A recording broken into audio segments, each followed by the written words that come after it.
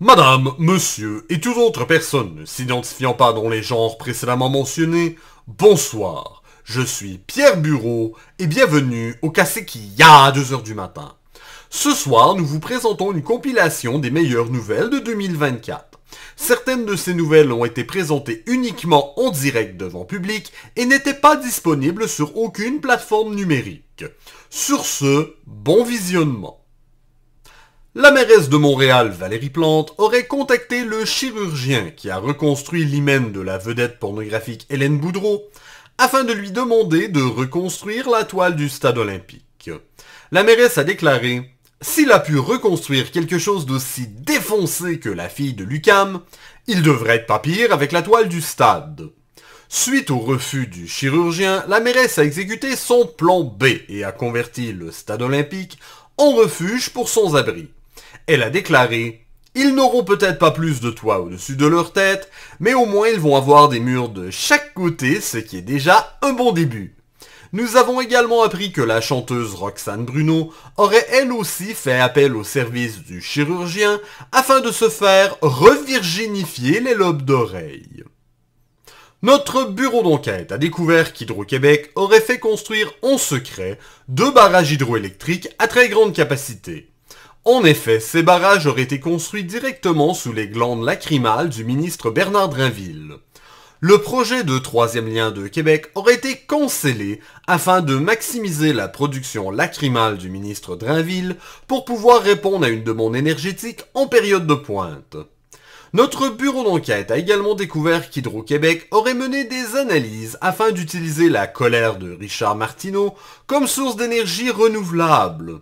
Mais on aurait conclu que l'énergie nucléaire s'avérait plus sécuritaire. Questionné sur le sujet, le PDG de la société d'État a déclaré « Les déchets radioactifs sont quand même moins toxiques que le contenu de ces chroniques. » Pour la première fois de l'histoire, une chanson sera retirée du patrimoine culturel québécois. En effet, il est maintenant interdit de jouer ou d'interpréter la chanson de Michel Barrette, C'est le temps d'une dinde. Cette décision fait suite aux terribles attentats terroristes de dinde ayant eu lieu dans la municipalité de Louisville. En effet, depuis ces tragiques événements, une vague de syndrome post-traumatique afflige grandement tous les couchs aux 4 coins du Québec. Si votre couch souffre de syndrome post-traumatique, il est recommandé de tenir à l'écart toute canne d'Attaca en conserve et d'éviter de déféquer sur votre couch telle une dinde sauvage. Depuis les événements, la population affiche ouvertement un caractère hostile et violent à l'égard des grosses dindes, raison pour laquelle la sécurité a été renforcée autour de la ministre du Logement France-Hélène Duranceau. Guillaume Lemaitre-Vierge a perdu son poste d'animateur suite à la publication d'un égo-portrait devant un arbre sur lequel était gravé un terme dérogatoire envers la communauté noire. Questionné sur le sujet, M. Lemaitre-Vierge a déclaré « Je sais que cette blague a provoqué un malaise et que j'ai perdu mon boulot, mais ce n'est pas ça qui me freine. Je vais me trouver un nouveau gagne-pain. La pogne-tu, malaise, boulot, freine et pain. Je vais devenir humoriste. Si le domaine de l'humour a pu reprendre Julien Lacroix, ils vont bien me donner une 1, 2, 3e chance. » Des analyses des eaux du fleuve Saint-Laurent ont décelé la présence de coliformes fécaux de Montréal à la hauteur de la ville de Québec. Les scientifiques ont pu rapidement établir la provenance de ces coliformes fécaux en raison des montagnes de cônes oranges qui s'échouent continuellement sur les berges de la promenade Samuel de Champlain. En point de presse, le maire de Québec Bruno Marchand s'est adressé à la mairesse de Montréal sous forme de haïku et a déclaré « Montréal, arrêtez de nous envoyer vos coliformes fécaux. À Québec, les nôtres, ils ne sont pas dans l'eau. À la place, ils animent des émissions de radio. » Par la suite, le maire de l'arrondissement Plateau-Mont-Royal a répliqué et a déclaré « Franchement, c'est quoi le problème? Nos étrons sont certifiés biologiques, équitables et sans gluten. Le reste du Québec tout entier devrait se sentir privilégié de pouvoir bénéficier d'une marde de pareille qualité dans leur eau potable. » En réponse, la mairesse de Paris Anne Hidalgo s'est immiscée dans la conversation et a déclaré « Pfff! Bande d'amateurs! Nous avons organisé les Jeux Olympiques juste pour forcer les meilleurs athlètes au monde à venir nager dans notre marde. Essayez de battre ça, Montréal, bande d'amateurs. Sur la scène parlementaire, plusieurs se sont étonnés de la promiscuité de la ministre des Transports et vice-première ministre Geneviève Guilbeault. En effet, elle aurait mis fin à une relation ouverte avec 2 autres députés pour commencer une nouvelle relation avec un autre député. Questionnée sur le sujet, elle a déclaré « Je n'ai pas été nommé ministre des Transports en raison de mon expertise dans le domaine, mais bien plutôt parce que je suis une véritable charrue. Si en tant que député nous voulons être bons à fourrer les électeurs, c'est important de se pratiquer en fourrant entre nous autres. » Sur la scène astronomique, le gouvernement du Québec a cédé à la pression populaire et a décidé d'offrir un sacrifice humain pour tenter d'apaiser les dieux en raison de l'éclipse solaire. Le gouvernement a mené un sondage auprès de l'ensemble des Québécois afin de déterminer qui va être crucifié nu sur la croix du Mont-Royal pour l'occasion. Sans grande surprise, le grand gagnant est... Denis Coderre. Questionné sur le sujet, le Québec a déclaré « C'était une façon comme une autre d'empêcher son retour en politique. » Scandale au Royaume-Uni suite à la publication de photos de la princesse de Galles Kate Middleton qui aurait été retouchée par ordinateur.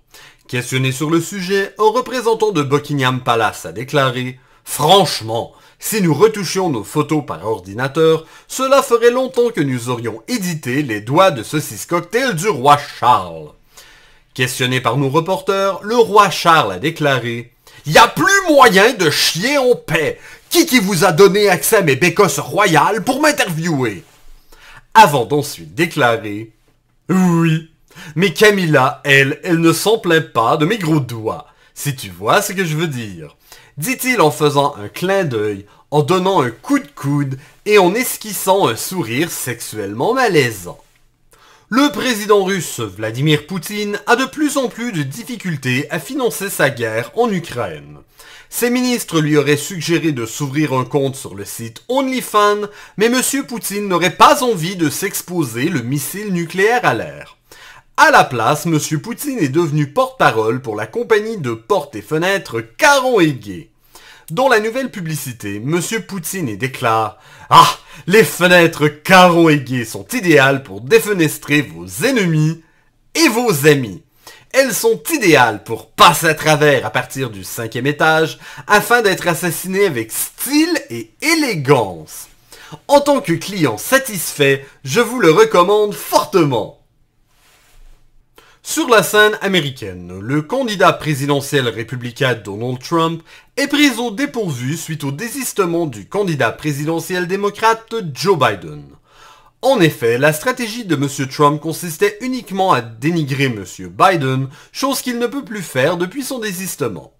Sur sa plateforme Truth Social, M. Trump semble avoir trouvé une solution et a déclaré que Kamala Harris est en réalité Joe Biden, déguisé en drag queen. Par la suite, M. Trump a affirmé qu'il était le meilleur président des États-Unis, qu'il était meilleur que Joe Biden sur tous les aspects de sa vie, et qu'il allait à nous tous le prouver. Donc, cette semaine, à l'émission RuPaul Drag Race, nous assisterons à un duel de synchronisation labiale, ou lip-sync, entre la drag queen démocrate présumée Kamala Harris et la drag queen républicaine Covfefe Monroe, interprétée par Donald Trump. Le public est stupéfait suite à une publication de l'influenceuse Lysandre Nadeau qui affirme avoir reçu un diagnostic de haut potentiel intellectuel et être plus intelligente que 99% de la population. Pour un avis psychiatrique, nous avons contacté le Doc Mayou dans l'au-delà à l'aide d'un jeu de Ouija et des dons de voyante supranaturelle de la voyante Jojo Medium.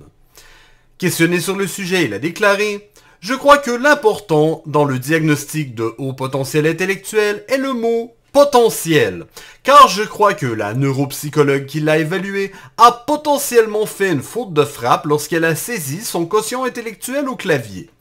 C'est quand même assez particulier de voir une influenceuse déclarer qu'elle a un quotient intellectuel plus élevé que le nombre de mots dans son vocabulaire. Valérie Plante a annoncé qu'elle refusait de briguer un nouveau mandat à la mairie de Montréal. Questionnée sur le sujet, des citoyens de la ville ont commenté « J'ai des cônes oranges qui sont restés dans ma rue plus longtemps que Valérie Plante à la mairie de Montréal. Elle nous a causé plus de marde qu'elle en a déversé dans le fleuve. » Afin de la remercier pour sa contribution à leur industrie florissante, le crime organisé a installé une banderole en son honneur dans le port de Montréal. Questionné sur le sujet, le crime organisé a déclaré « Valérie, pour te remercier, quand on va voler ton char et ton Bixi préféré pour les shipper en Afrique, nous allons nous assurer que le processus sera carboneutre et éco-responsable. » Nous avons appris que l'humoriste déchu Philippe Baum aurait effectué un retour. Monsieur Baum est comme la Covid. Quand tu penses t'en être débarrassé, il en arrive une nouvelle vague. Et la meilleure façon de se protéger contre lui, c'est de rester confiné à la maison. Sur les médias sociaux, Monsieur Baum a annoncé son nouveau podcast intitulé « Le vent dans la face », où il se promène dans des lieux publics, baisse son pantalon et flatule délibérément au visage de personnes non consentantes. Questionné sur le sujet, il a déclaré « Le concept a été inspiré des fameuses histoires de grainage de verre de mon bon ami Kevin Parent. Bien qu'il ait annoncé son retour le jour de l'Halloween, nous aurions tous préféré que sa carrière reste morte et enterrée. » L'humoriste Martin Petit a déclaré sur la plateforme X qu'il avait des preuves irréfutables, comme quoi la boxeuse algérienne Iman Khelif, qui a gagné l'or aux Olympiques de Paris, est en réalité un homme avec une micro-bisoune. Il a déclaré « Ça fait des années que je vends des pick-up, donc je sais reconnaître un homme avec une micro-bisoune quand j'en vois un. Particulièrement quand je regarde dans un miroir. » Par la suite, il a lancé un défi à la boxeuse en déclarant « On va régler ça dans un ring entre hommes », défi que la boxeuse a accepté. Par la suite, Monsieur Petit a dû annuler le reste de sa tournée afin de subir une opération de reconstruction de la mâchoire. Malgré cette raclée, il lui reste plus de dents dans la bouche que de spectateurs dans ses salles de spectacle. Les membres du Lucide Podcast sont outrés d'avoir perdu leur invitation à l'émission Tout le monde en parle. Questionné sur le sujet, l'animateur de l'émission Guillaume Lepage a déclaré « Je me promenais sur la rue quand un pigeon m'a chié sur la tête. Tant qu'à recevoir quelqu'un qui passe ses journées à chier sur la tête des autres, aussi bien à la place inviter le pigeon. Au moins, lui, je n'aurai pas besoin de le rémunérer d'une quelconque manière. » Par la suite, un des membres du Lucide Podcast a diffusé une vidéo sur les médias sociaux où il déchire sa chemise face à la situation. Ou plutôt devrais-je dire qu'il tente de déchirer sa chemise, car le fil qui tient les boutons de sa chemise semble plus fort que les stéroïdes qu'il dit consommer. Sans grande surprise, l'influenceur Jake Paul a gagné son combat de lutte arrangé contre le boxeur retraité Mike Tyson. Le combat était à l'image des élections américaines, c'est-à-dire une personne de couleur à la carrière exceptionnelle a perdu face à un homme blanc arrogant à qui tous souhaitaient une défaite cuissante afin qu'il puisse enfin être rattrapé par le karma. Depuis, Jake Paul est à la recherche de boxeurs possédant leur carte de l'âge d'or afin d'être de possibles nouveaux adversaires. De plus, nous avons appris que Jake Paul va affronter le légendaire boxeur Mohamed Ali. Cela n'a rien de surprenant considérant que ce ne sera pas la première fois qu'un des frères Paul va profaner un cadavre afin d'attirer l'attention sur les médias sociaux. Nous avons appris que le bully syndical Bernard Rambo-Gauthier aurait été expulsé de la FTQ Construction. Questionné sur le sujet, la FTQ Construction a déclaré « Nous l'avons toujours soutenu et encouragé lorsqu'il harcelait, menaçait et intimidait des patrons et des membres de d'autres centrales syndicales. Mais qu'il ose effectuer cela contre nous, c'est inacceptable !» Questionné sur ses projets futurs, M.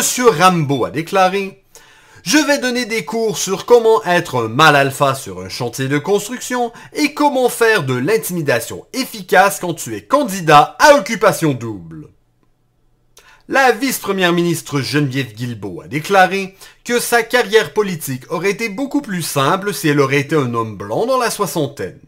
Questionné sur le sujet, le premier ministre François Legault a déclaré « Ben, y a rien qui t'empêche à devenir transgenre, la grande. Mais ça se peut que Bernard Drinville te donne des directives très précises sur quelle toilette utiliser lorsque tu visites des écoles publiques. Au gouvernement, nous sommes autant ouverts envers les personnes transgenres que le ministre Fitzgibbon était ouvert à donner des subventions à n'importe quelle entreprise. Afin de l'aider à développer son corps d'homme dans la soixantaine, nous lui avons débloqué une commandite de Labatt afin qu'elle puisse développer sa bédaine de pierre. En termes de personnalité, elle n'a aucun changement à effectuer vu qu'elle est déjà une personne âgée dans l'âme. Après avoir été largué par son ex-conjointe Sophie Grégoire, le premier ministre Justin Trudeau a à nouveau été largué par une femme importante de sa vie après que la vice-première ministre Chrystia Freeland ait annoncé son départ du cabinet libéral. Celle-ci a quitté juste avant l'annonce comme quoi que le déficit était de 60 milliards au lieu des 40 milliards prévus. Le déficit est maintenant rendu aussi élevé que les piles de colis des fêtes non livrés dans les entrepôts de Post Canada. Questionné sur le sujet, le chef du NPD Jagmeet Singh a déclaré « Nous devons déclencher des élections le plus tôt possible. Mais je continue d'offrir mon soutien inconditionnel au Parti libéral, tant et aussi longtemps que je ne me serai pas qualifié pour ma pension de député. » dit-il en déchirant sa chemise de façon théâtrale alors qu'était déclenchée une alerte Amber pour tenter de retrouver la logique de M. Singh. Et voilà, c'est ce qui met fin à cette revue de l'année 2024 du Cassé qui y a 2h du matin. C'était Pierre Bureau, sur ce, bonne soirée.